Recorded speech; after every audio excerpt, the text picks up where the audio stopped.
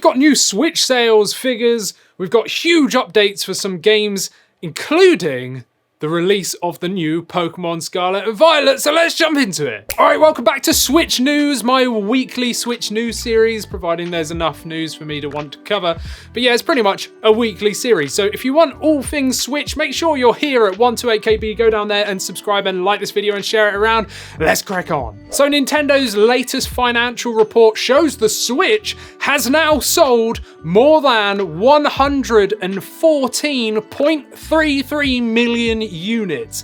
That is insane. Like, how many freaking units is that? Over 114 million.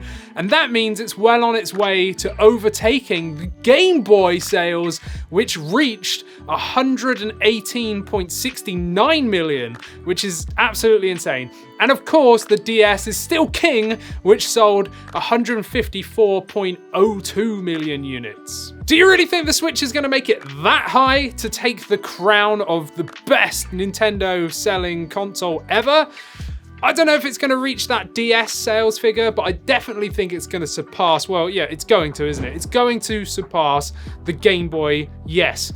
I don't know about the DS. It really depends how long they push this lifespan and life cycle of the Switch.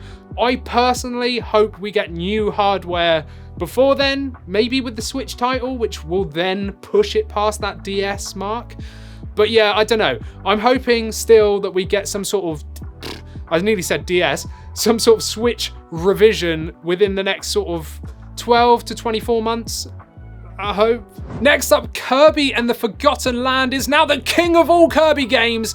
Nintendo have confirmed it's now sold 5.27 million units since March, so that's like crazy, making it the best-selling Kirby game, overtaking Kirby's Dream Land. So of course I covered this back when it was launched and, you know, when the demo was available and all that good stuff, and I even bought it as well on launch, but I still haven't actually played the game properly because I'm waiting to drag Christina into this because it's co-op, you know, and we've been playing other games and stuff, so I just never really got round to it. But I know it's good because I played the demo and I really enjoyed that. So what are your thoughts on Kirby? Are you loving it? Have you still not picked it up yet? Is it something that you want to get at some point? Let me know down there. We've got a new futuristic racer coming to the Switch next month called Warp Drive, which lands on December the 1st.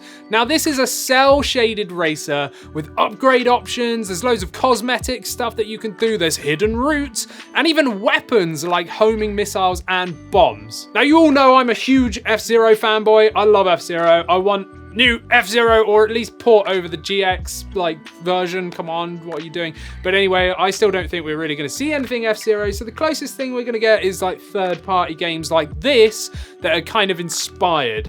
Now, I really love futuristic races, I do, but I'm not overly sold on that kind of like Borderlands-esque cel-shaded style.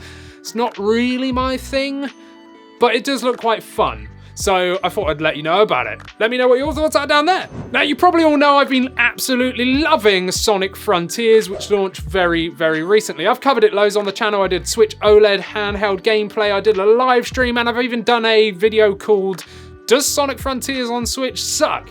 Because, you know, people were asking the question, and I'm talking about that and the other versions. You know, go check that out if you want to. But Sega has now added free DLC for the game, and right now you can download for free from the eShop the Monster Hunter DLC, which gives you like an outfit inspired by, well, it is Monster Hunter, you know, like I think that's pretty cool. So I haven't actually downloaded it yet, I just found out and I thought I'd let you know. And of course, let me know what your thoughts are about Sonic Frontiers down there. Make sure you check out that video that I said because, you know, I think it's got some good discussion points in there. The Witcher 3 Wild Hunt is getting a free next-gen update on Xbox, PlayStation 5, and PC on December the 14th. But the Switch isn't left out entirely. CD Projekt Red have confirmed that the Switch version will also receive an update featuring numerous additions and improvements, as well as the Netflix Witcher-themed DLC.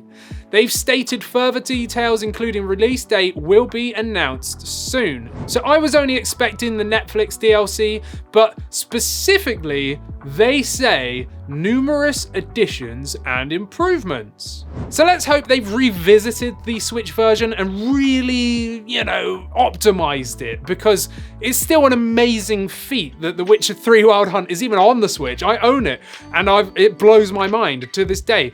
But it definitely could use some extra optimization, so I really hope we get to see that soon with the Switch, and I hope we find out more details very soon. And now the big news, Pokemon Scarlet and Violet has been updated, even though it's not even out yet. So I expressed my concerns in a previous Switch news video about performance, and how not only did some of the trailers look a bit funky, but also some publications that had played the game early expressed concerns from playing that original build. But we always knew that that was like a pre-build, do you know what I mean? It wasn't the final build, but there was obviously issues.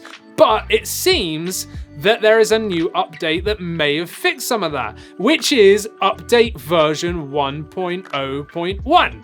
So Austin John Plays shared on Twitter a split screen video showing the trailer from Japan next to the UK-US trailer, and confirms that the Japanese trailer is running the build of the game 1.0.1, which is the new update, and confirms that the UK/US version is actually the older version, which is 1.0. You can see how much smoother and better things are looking in the Japanese trailer, so let's hope when the game drops this Friday, we have a better experience than we're all expecting, because I know we're all really worried about performance, frame rate, and everything else. So, does this new update version give you a little bit more hope? It does for me. I mean, seeing that video that Austin John Plays shared, that really made me go, okay, there is a clear difference here.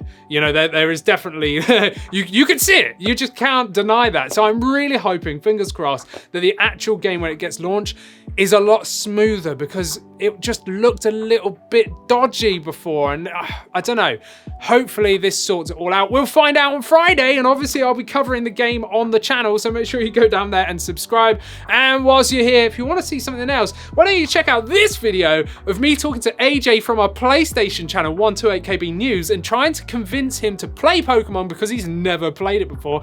And also, if you're into Sonic and you want to see Sonic Frontiers stuff, go and check out my video about it, where we discuss like the comparison between the PS5 version and blah, blah, blah, blah, blah. And yeah, just check out these videos and make sure you subscribe too. Just do it. Do it.